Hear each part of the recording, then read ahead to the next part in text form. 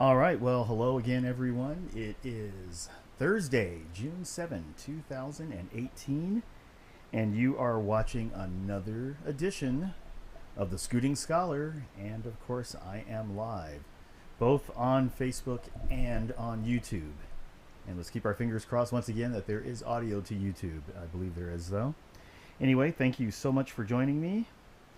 Glad you could turn on your computers on this beautiful Thursday night. Well, at least it's a beautiful Thursday night here in Southern California. I cannot speak to any of the rest of you if you happen to be somewhere else, but it is it's a great, fairly late summer night right here.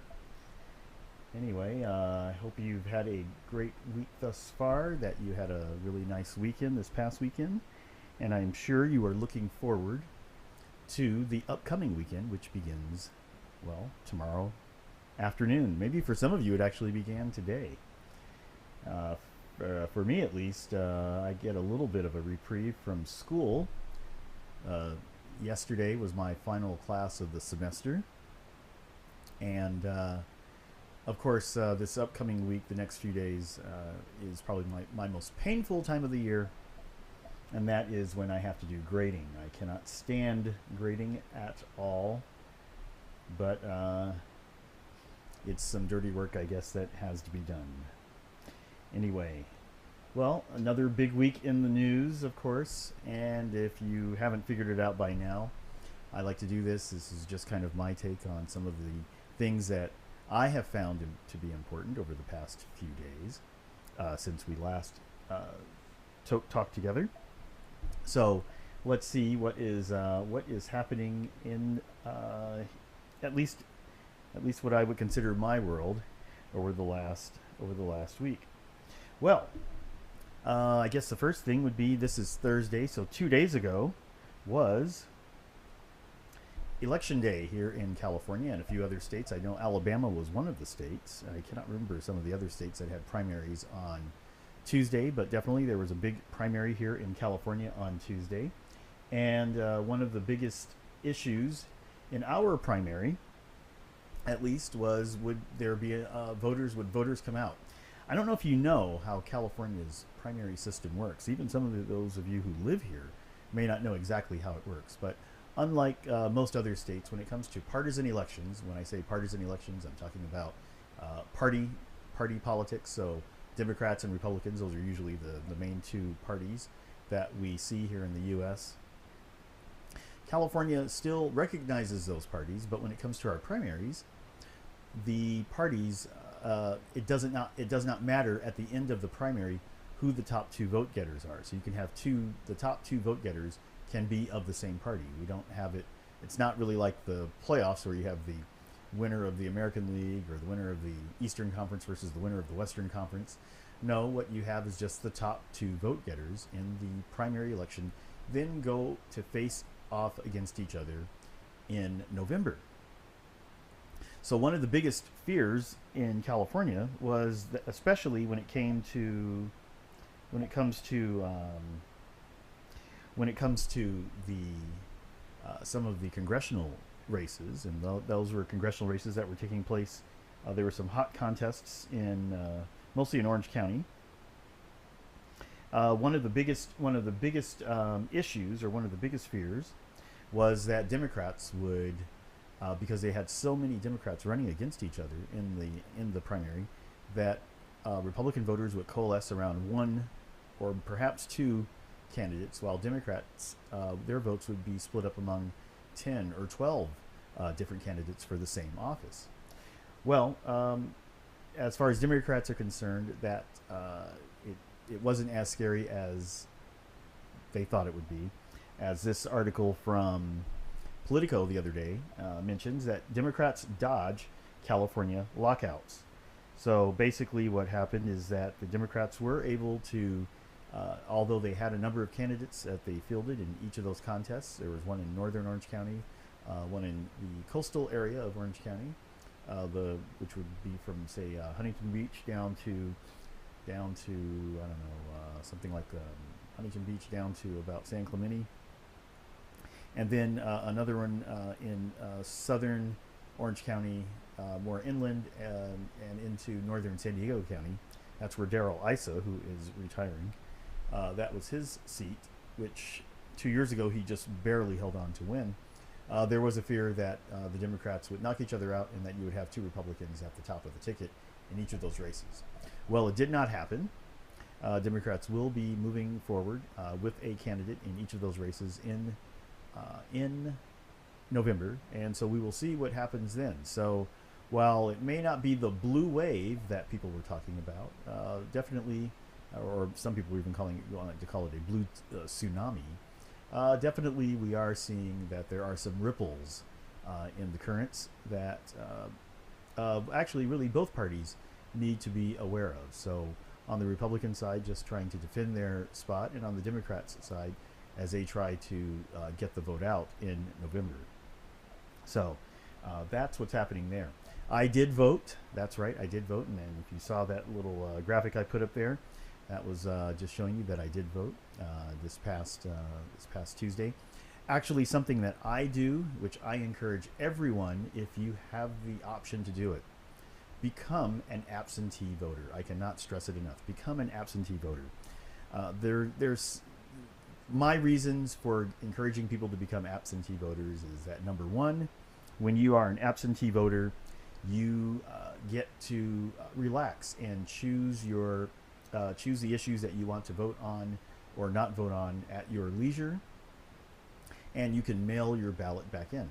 But you don't have to mail your ballot back in. You can actually, if you still want the experience of going to a polling place, you can still turn in your ballot to a polling place within the county in which you are registered. So if you're registered in Riverside County, you can go to any polling place from Corona all the way to Palm Springs, because all of that is Riverside County. If you're a Los Angeles County voter, you can go at any polling place from Long Beach all the way up to Lancaster. So you have hundreds of miles in some cases of polling places that you can access if you do want the experience of going to a polling place. Now, there are some people around the country who don't have that option. I know in the state of Pennsylvania, for instance, being a permanent absentee or being an absentee voter, period, is a very difficult task. And some states have made it not so easy to become absentee voters. I believe in Pennsylvania you still have to state your reasons for not being able to make it to the polls on election day. But fortunately here in California, that is not the case. And again, if you do live in a state outside of California, I would encourage you to try to talk to your legislature. I do recall now there are at least a couple of states. I know Oregon, and I just found out this weekend, I didn't know this about Washington, but Washington as well. Both Oregon and Washington, the complete state, all of their elections are done absentee or through mail-in ballots.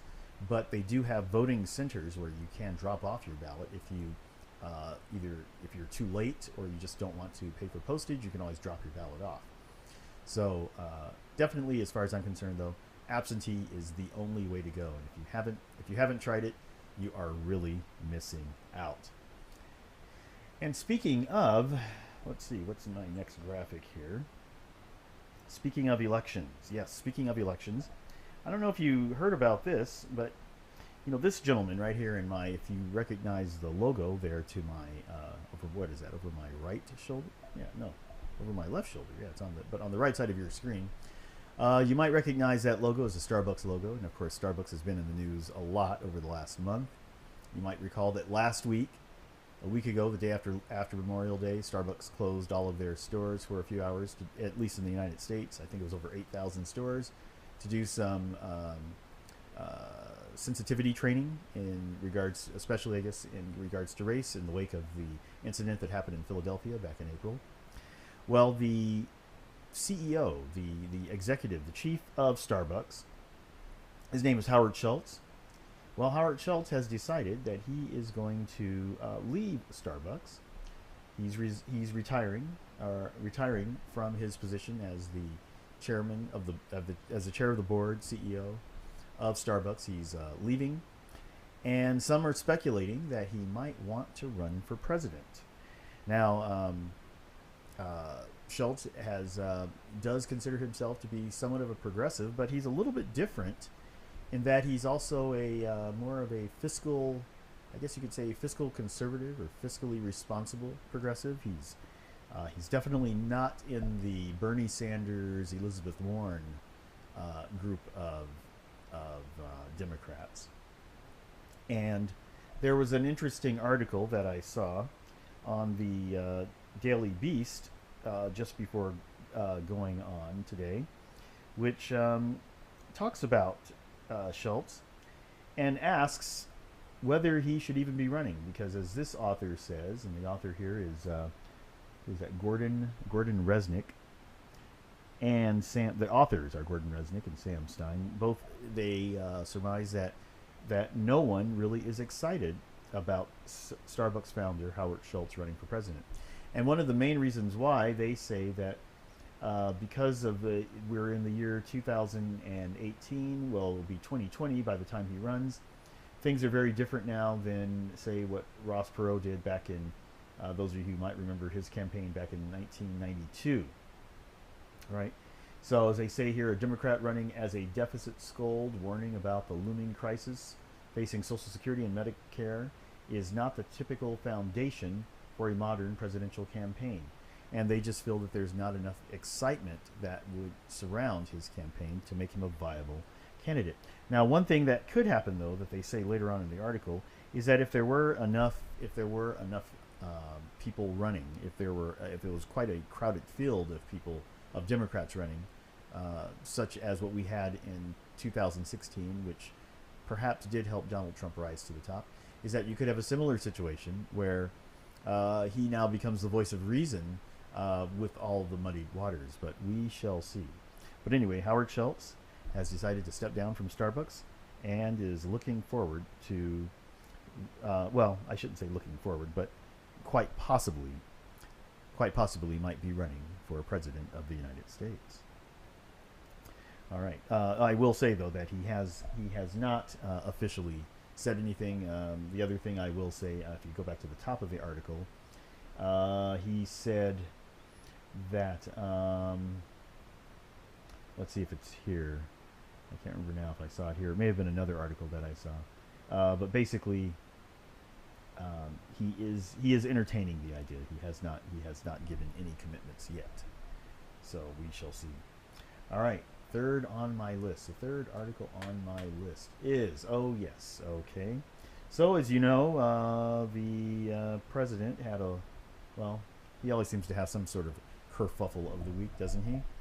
And this week was no different in terms of I guess ruffling feathers, no pun intended, but definitely there was a whole situation with him disinviting the Philadelphia Eagles, the Super Bowl champion Philadelphia Eagles, to the White House for a celebration. Now, there's differing stories. The White House claims that the Eagles had tried to cancel the event, or that it was their fault that the event had to be canceled. But most of us, I think, can see through that really this is more about the president and his ongoing feud with some NFL players over their desire to kneel during the national anthem, something that he has decided to make a political, I guess, not football, but a political issue. That's what I wanted to say, political issue. Now, one of the things that I read, and I had heard this on some, or read this on some outlet. One of the interesting things about all of this is that not one Eagle during the season, during the 2017, during the regular season or the playoffs, took a knee. Not one player. There was one player who did raise his fist. I guess you could say sort of in that, and I guess he did it for a few games, but then he stopped doing that as well. But Olympians like was it John Carlos and Tommy Smith back in 1968 during the Mexico City Olympics. So one player did raise his fist for a few games, but he even stopped doing that. So it's kind of funny that the president has his facts all incorrect when it comes to the Eagles. Now, it is true that there were a number of players who really were not too interested in attending the event, and so that is really probably why the White House did it more so than any other reason, is that they were afraid that they wouldn't get much participation. So what did the president do? Well, he decided he was going to have his own party, right? And he called it a celebration of America. And the celebration of America featured the Marine Corps Band and the U.S. Army Choir. So of course it was, they tried to drape it in patriotism. But here's some irony. And let me see if I still have that picture. I hope I didn't get rid of it. Golly gosh. Oh yes, here we go. All right, take a look at this. I'll show you. Well, not take a look at the screen, but I will show you on the screen in just a second. If I can pull this up. Let's take a look here.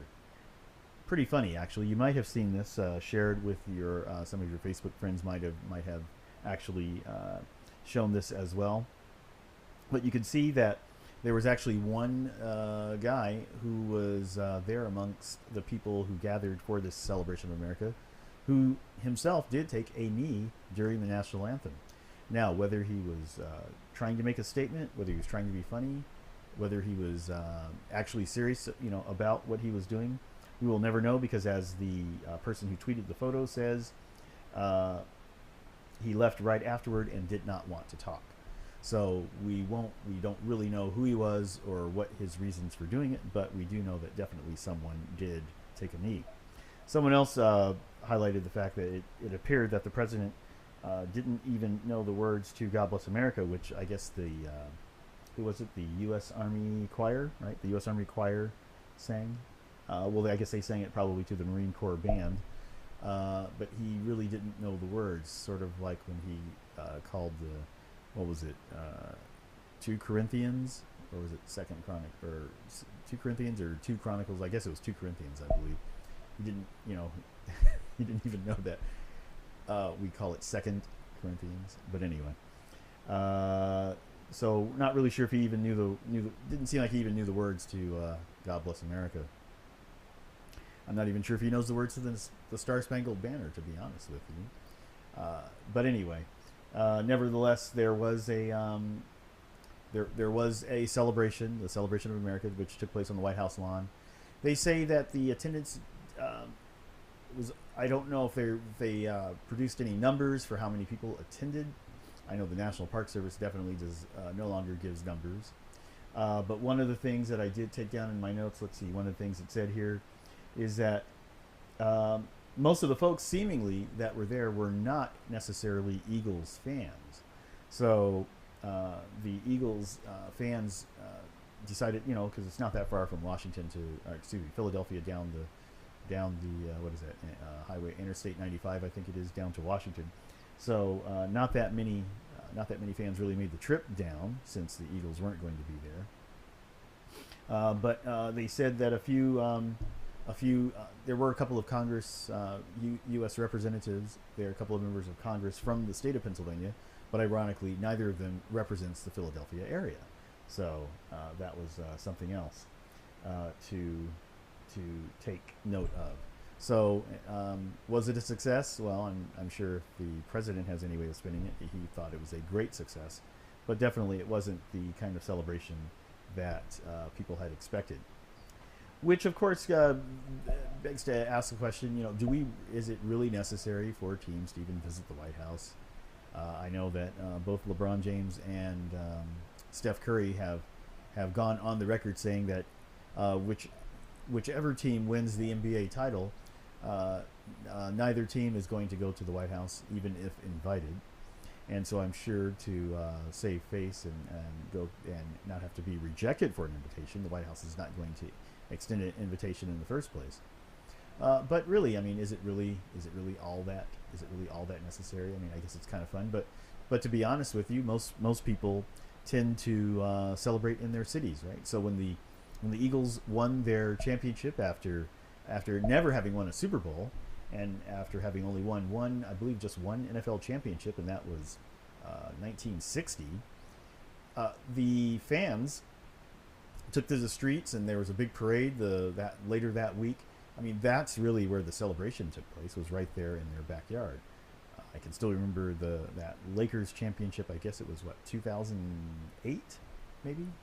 No, 2009. So they had the 2009, then they won again in 2010. So that 2009 celebration was quite the celebration, where thousands of people, the huge parade, and they had the huge rally at the Coliseum here in Los Angeles. So even when the Angels won the World Series back in 2002, they had a big rally at at Anaheim Stadium, at Angels Stadium. So, I mean, usually fans would rather, most of them would rather stay home anyway. And in the case of the Warriors, well, most of the fans aren't going to make the trip across country to Washington, D.C. in the first place, just to, after they've already celebrated at home, if the Warriors do go ahead and take the championship. And even though Cleveland is a lot closer than Golden State, I think the same thing would be the case, is that for the most part, it's just a way to, shake hands with the president and take your picture with him, since we still have a male president. But really, is it really all that necessary? Well, probably not. So I don't think anyone is really crying much over spilled milk, because we might come to an end of an era of players visiting the White House after a championship. All right. Next on the list, so we've gone through the California primary. We've looked at the Philadelphia Eagles, Howard Schultz. All right, here's something for you. Here's something else that I thought I should mention. As you probably, well, not probably, but of course, last week and the week before, there was a lot of hoopla over Roseanne Barr's show, what is it? Eponymous? I believe that's how you pronounce the word. Show. Oops, that's not the graphic I want. Called Roseanne, of course. And let me pull up her graphic. There we go. I pulled up the wrong graphic. All right, so her show, of course, was canceled abruptly by ABC after her very crass and racialized comments regarding Valerie Jarrett, who was one of President Obama's closest advisors. So, the show was canceled by ABC, but and of course, one of the things I mentioned last week, and of course I wasn't the only person to mention it, but not only was the show canceled, her show canceled. I mean, that's she loses her job, but so did dozens and dozens of other people. And I'm not talking about the actors. I'm talking again about that below the line talent, the electricians, the lighting people, the sound people, administrative people, even other instances, craft services. All those people lose jobs or lose revenue because this show was canceled. Well, there is some talk now about a sort of a reboot of the reboot, or a reboot of the revival. So ABC brought Roseanne back, and they brought all the main characters back. But now there is some talk of creating a new show, but starring Sarah Gilbert, who is, of course, played Roseanne's daughter, Darlene. So we will see how that goes. It's questionable. Well, I shouldn't say it's questionable, but definitely. Let me put it this way: Roseanne is not real pleased about it. Apparently, according to some reports, she's quite upset over this. She's been trying to grovel, I guess, as I've read in some reports, to get for ABC to bring her back. I don't think that's going to happen. So anyway, so there is some talk of going ahead. I was reading on Deadline, which is and actually, let me bring up that story right here. Let me see, where is it? Yes, okay. So they are making progress. That is what the Deadline story says. So there is, what do I want to say here? There is talk that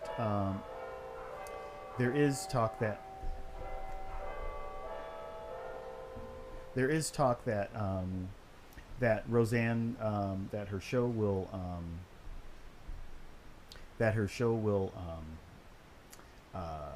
excuse me, what do I want to say? Oh, so there is talk that ABC wants to bring back the show. I'm sorry, but I was disrupted by that background noise. Anyway, there's talk that the show could come back as a new show, and they made some comparisons to when Charlie Sheen was fired by Warner Brothers Television over his battles with the producing staff. And one of the big differences here, though, is that while Roseanne did create the character, she didn't create the show. So there's quite a possibility there still could be some kind of a settlement that will be reached with her at some time in the future, but that she really won't have much control over what happens with the new show, since it would be considered a different show, even though it may have some of the same characters in it.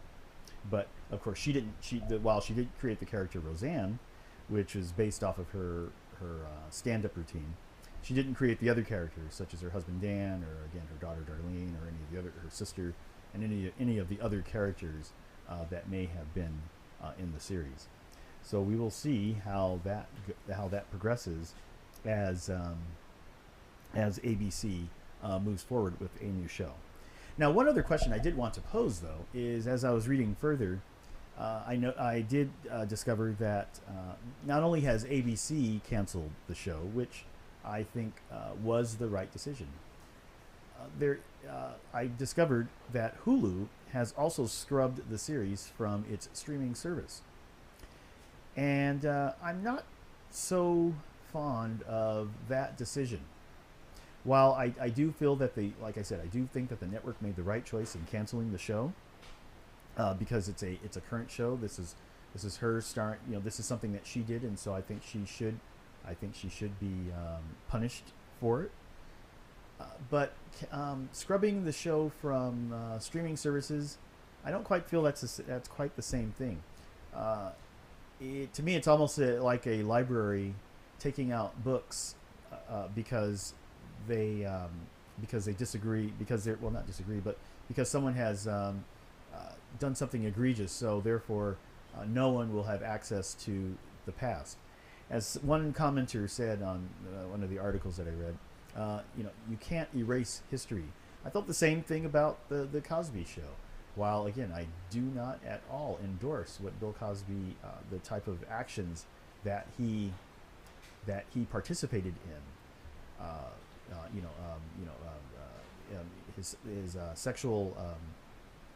his sexual wrongdoings. At the same time, does that mean that that the Cosby Show should be erased from history? And I especially say this in streaming services. I guess you could make the argument that if a network does not want to show the show, that's fine. But streaming services are a little different. Streaming services are video on demand. This is not something that just comes into your home. You have complete control over whether or not you see that show or not. You can't accidentally come upon an episode of Roseanne. You cannot accidentally come upon an episode of The Cosby Show. Even if for one thing, you have to subscribe to the service. Personally, I don't subscribe to Hulu, so the chances of me seeing Roseanne are zero. I'm not sure if The Cosby Show was streaming on any other services. Now, someone did say that Roseanne is streaming on Amazon Prime, and maybe that is true. I'm not sure if it's streaming or if it's just available for a purchase. But again, you have to subscribe to these services. They don't just come up. There's no accidental way that you can access them. Even if you have cable, since almost everyone in the country now has cable, I think over almost 90% of homes have cable. So there is a chance that you could accidentally come upon her show and not realize it, and I guess you could be offended by that. But definitely, I don't feel quite as strongly about about streaming services clearing shows. It was kind of the same thing as we were talking about with the music, with R. Kelly's music. Right? It's the same to me. It's the same thing. One other additional factor that should be considered, at least I feel it should be considered, is that what was I going to say with the streaming services? Oh gosh, I forgot now what I was going to say. But anyway, you cannot. You must actively. Oh, I know what I was going to say. I think the shows should be left in the libraries. I think people should have the ability to access these shows if they choose to do so. But perhaps maybe Hulu and others, maybe they don't promote the shows, but that they do leave them there for people to access if they do want to watch them. I think that should be a personal decision. I don't think that should come from above, whether or not I should be able to watch these shows or not. But that's just my feeling. All right, speaking of things being erased, speaking of things being erased, well, perhaps you have heard that Miss America, the Miss America pageant, has dropped the swimsuit competition, and there they are, waving goodbye to the swimsuit competition. So after all of these years, I can't remember how old the Miss America pageant is. What is it, close to 80 years old? Maybe it's over 80, 90, I don't know. It's close to 90 years old, I guess. I think it started in the 20s. They have decided to end the swimsuit competition. I was a little, I don't know how I felt about it. I kind of enjoyed seeing that, I guess. Now, this doesn't mean that all pageants are getting rid of swimsuit competitions.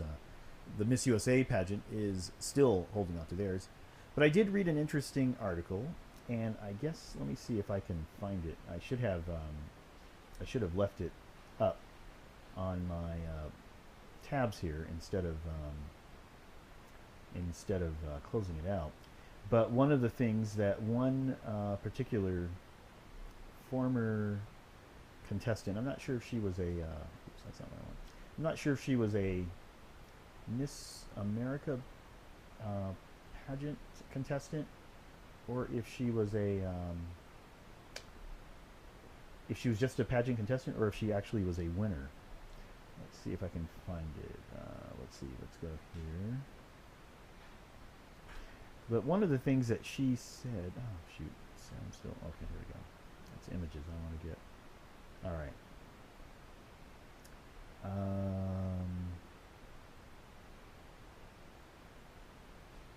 I can't find it now. I don't remember what I did with it. But basically, seemingly the former contestants don't seem to be too upset about the swimsuit competition being eradicated from the pageant.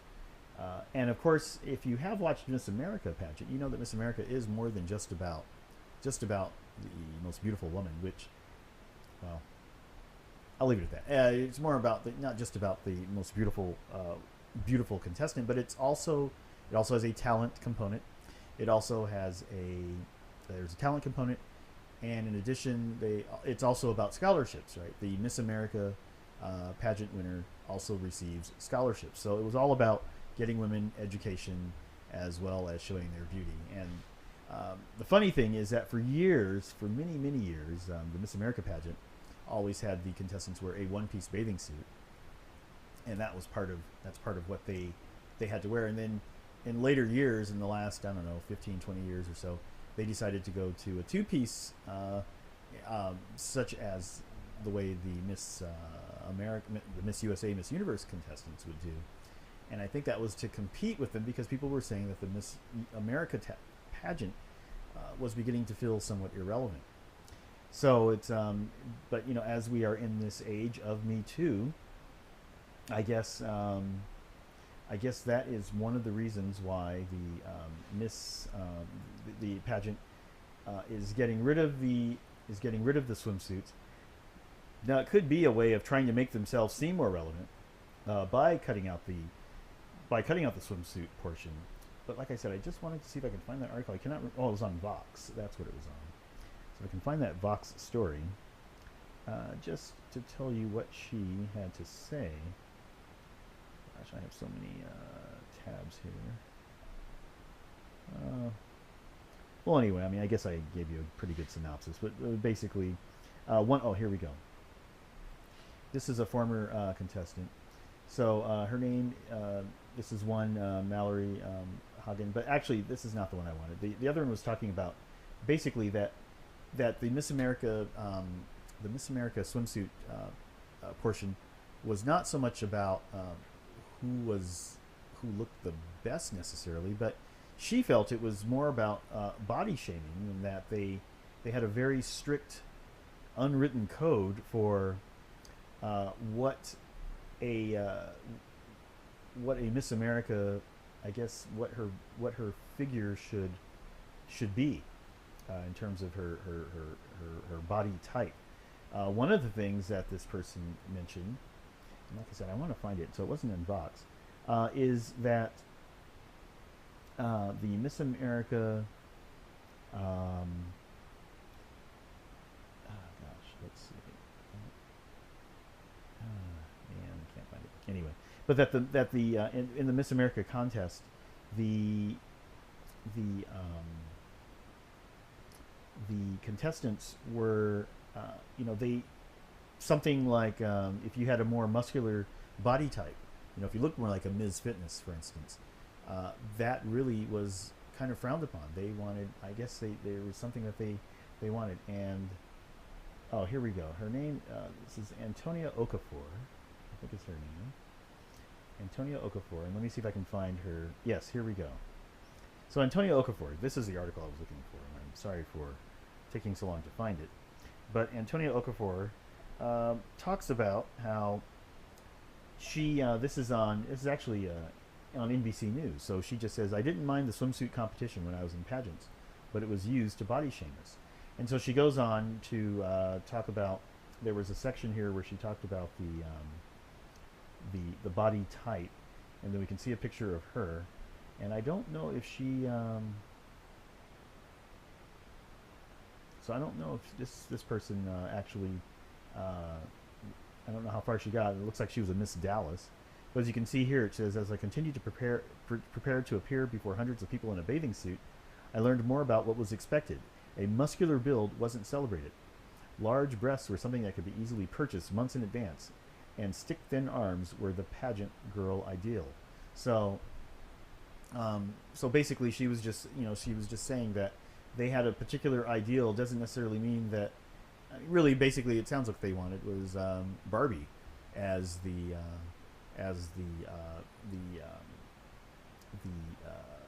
ultimate Miss America.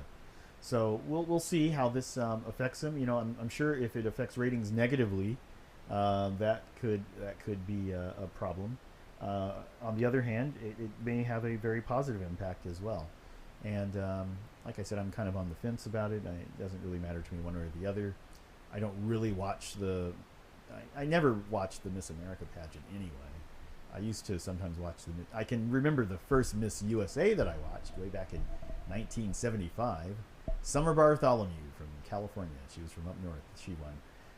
But I don't really care that much anyway. So we shall see how this all plays out as the Miss America pageant comes up. I believe it's in September. At least that's when it used to be. All right. My final, I think that's my next to last story. So my final story I want to talk about this week. A somewhat of a legend passed away this week from ALS, or Lou Gehrig's disease. That picture there over my left shoulder is what is commonly referred to as the catch. I can remember exactly where I was. I didn't remember the exact date. I do remember the month, and I know it was on a Sunday because it was football.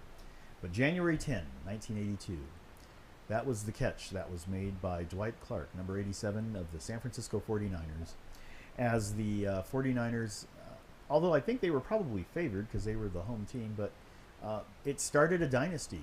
The Dallas Cowboys, that's who they were playing, and you can see that number 24 there in the bottom of the image. That is Everson Walls. I think he was one of the defensive backs for the Cowboys. Montano had rolled out, and he was scrambling, looking for anyone to pass to, and he found Dwight Clark in the back of the end zone there in Candlestick Park on that somewhat chilly, sunny Sunday afternoon. That took the 49ers to their first Super Bowl. Well, as I said, Dwight Clark passed away this week, or just the last couple of days, from complications from ALS. And so I did see another article that asked whether, did football cause the ALS? And I did not actually dig deep into the article, but as we know, some of the brain injuries that football players have had, and we've also seen, if you recall, the Hall of Fame linebacker played for the Trojans, and then went on to have a stellar career with the San Diego Chargers. Junior Seau, who committed suicide, and a number of other players have also taken their own lives. One of the things that Seau said was that he just wanted the ringing in his head to stop. In Clark's case, again, ALS. I don't really know what the origins are, but I don't know if we can really say that football was the trigger that caused the ALS to manifest itself in him, but it certainly is something to be concerned about, and it's definitely something that the NFL is going to have to address as more and more players. And the other thing is that as the players continue to get bigger and stronger and faster, and they just hit harder and harder, it's amazing that we have as few injuries as we do, if you really think about it, in the sport of football. But it's definitely something that will have to be answered. But nevertheless, Dwight Clark, who again was a 49er legend, especially because of that catch, will be missed, especially if you were a 49er fan. All right, well, it is another 41 minutes, so not too bad on the timer, or 40 minutes or so.